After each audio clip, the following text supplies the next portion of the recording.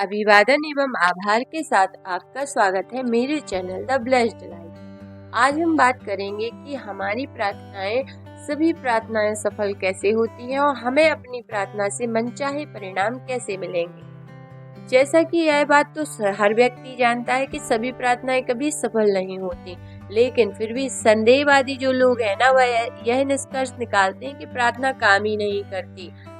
वे इस बात को नजरअंदाजी कर देते हैं कि सफल प्रार्थना के लिए इसका कारगर प्रयोग होना भी तो चाहिए और इसके वैज्ञानिक आधार की स्पष्ट समझ होनी चाहिए।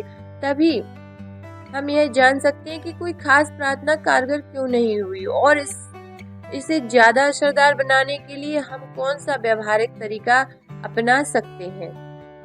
अगर आप पाएं कि आपकी प्रार्थना का अपेक्षित परिणाम ही नहीं मिल रहा तो क्या करें। आपको इस असफलता के प्रमुख कारणों को समझ लेना चाहिए। पहला तो यह है कि विश्वास की कमी और बहुत ज्यादा कोशिश। कई लोग अपने अवचेतन मन की कार्यविधि को पूरी तरह नहीं समझ पाते के कारण अपनी प्रार्थनाओं को खुद असफल बना लेते हैं, जिसके कारण उनकी प्रार्थनाएं खुद ही असफल हो जाती हैं। जब आप यह जान जाते हैं कि आपका मस्तिष्क कैसे काम करता है तो आप में आत्मविश्वास आ जाता है। हालांकि आप यह समझ सकते हैं कि आपका अवचेतन मन एक अपार शक्ति से भरा हुआ है। आपको याद रखना होगा कि आपका अवचेतन मन किसी विचार को स्वीकार करते ही उस पर तत्काल अमल करने लगता है। यह उस लक्ष्य को पाने में एड़ी चोटी का जोर लगा देता है। यह आपके अधिक गहरे मन के सभी मानसिक और आध्यात्मिक नियमों को सक्रिय कर देता है। यह नियम अच्छे विचारों के साथ साथ बुरे विचारों पर भी लागू होते हैं। अगर आप अपने अवचेतन मन का नकारात्मक प्रयोग करते हैं तो यह मुश्किल, असफलता और दुविधा ही पैदा करेगा। जब आप इसका सृजनात्मक प्रयोग करते हैं तो यह मार्गदर्शन, स्वतंत्रता और मानसिक शांति प्रदान करता है।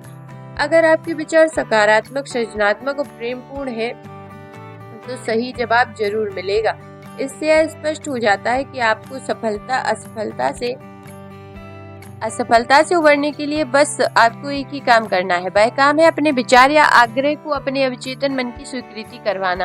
इसकी वास्तविकता को महसूस करें, बाकी का काम आपका ब्रेन का नियम कर देगा। अपने आग्रह व आस्था और विश्वास को से सौंपे, तभी आपका अवचेतन उस पर काम करेगा और आपकी हर इच्छा को हकीकत में बदल देगा। जब भी आप अपने अवचेतन मन को किसी काम को करने का दबाव डालेंगे तो आप असफल हो जाएंगे। जो परिणाम आप चाहते हैं वे करीब आने की बजाय आपसे और दूर हो जाएंगे। आपका सबकॉन्शियस माइंड मानसिक दबाव पर प्रतिक्रिया नहीं करता, यह तो आपकी आस्था या चेतन मन की स्वीकृति पर ही प्रतिक्रिया करता है। परिणाम पाने में असफल होने का आपका सबसे बड़ा जो कारण है वह यह हो सकता है कि आपकी मानसिक रूप से ऐसी बातें आप अपने आप से जो सेल्फ टॉक करते हैं, जो वार्तालाप करते हैं, अपने ब्रेन को जो वाक्य पहुंचाते हैं, वह इस तरह के हो सकते हैं, जैसे कि मेरी स्थिति बिगड़ती ही जा रही है, मेरी इच्छा कभी पूरी ही नहीं होगी, मुझे कोई रास्ता ही नहीं दिख रहा, कोई उम्मीद ही नहीं है, मुझे पता ही नहीं कि क्या करना है, मैं बहुत ज्यादा उलझन में हूँ। यदि आप अपने आप से स्वयं से ऐसी वार्तालाप करते हैं, जब आप इस तरह की बातें सोचते हैं तो आप अपने सबकॉन्शियस माइंड की ओर से कोई प्रतिक्रिया, सहयोग नहीं लेने का कार्य करते हैं। आपकी स्थिति उस समय काटते सैनिक की तरह हो जाती है जो ना तो आगे बढ़ सकता है ना पीछे हट सकता है।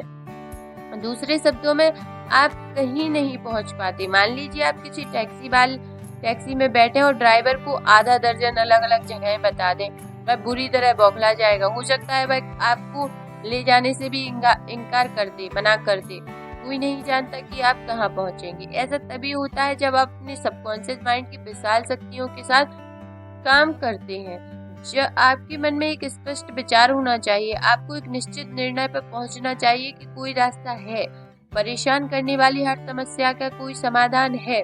सिर्फ आपके सबकॉन्शियस माइंड के भीतर की असीमित बुद्धिमत्ता जवाब जानती है। जब आप अपने चेतन मन में इस स्पष्ट निष्कर्ष पर पहुंचते हैं तो आप अपने